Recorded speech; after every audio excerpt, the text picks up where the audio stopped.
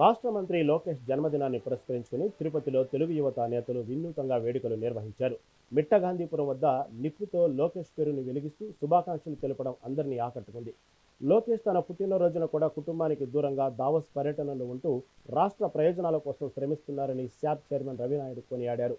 ఏపీకి పెట్టుబడులు తీసుకురావడమే లక్ష్యంగా శాప్ చైర్మన్ చేస్తున్న కృషి యువతకు దిక్సూచిగా నిలుస్తుందని నేతలు తెలిపారు.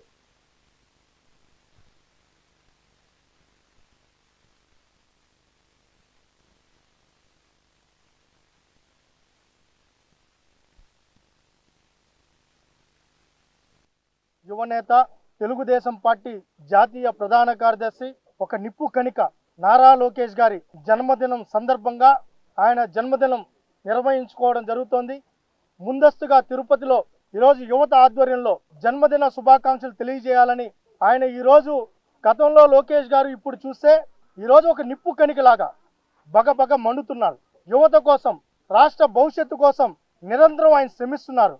ఈరోజు ఆయనకి మద్దతుగా ఉండాల్సిన బాధ్యత, మద్దతు తెలపాల్సిన బాధ్యత, జన్మదిన శుభాకాంక్షలు తెలపాల్సిన బాధ్యత రాష్ట్ర యువతగా మా మీద ఉంది. దానిలో భాగంగానే ఈరోజు లోకేష్ గారికి ఒక నిప్పు కణికలాగా మారిన నారా లోకేష్ గారు ఆయన జన్మదినాన్ని కూడా నిప్పుతేనే వినూతన రీతిలో జన్మదిన శుభాకాంక్షలు తెలపడం జరిగింది.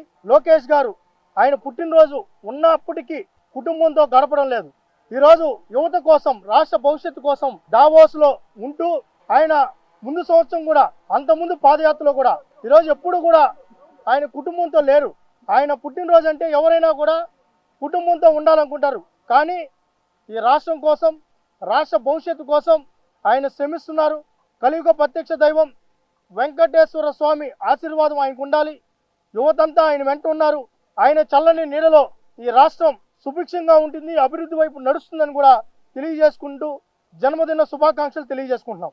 తెలుగుదేశం పార్టీ జాతీయ ప్రధాన కార్యదర్శి, ఆంధ్రప్రదేశ్ రాష్ట్ర మంత్రివర్యులు, ఆంధ్రప్రదేశ్ రాష్ట్ర యువతకి భవిష్యత్ దిక్చూచి అయినటువంటి నారా లోకేష్ బాబు గారి జన్మదిన సందర్భంగా తిరుపతిలో శాప్ చైర్మన్ రవినాయుడు గారి ఆధ్వర్యంలో ఈరోజు తిరుపతిలో తెలుగు యువత పార్టీ అందరూ కూడా కలిసి ఇక్కడ వినూత్న రీతిలో ఇక్కడ జరుపుకోవడం చాలా సంతోషకరం.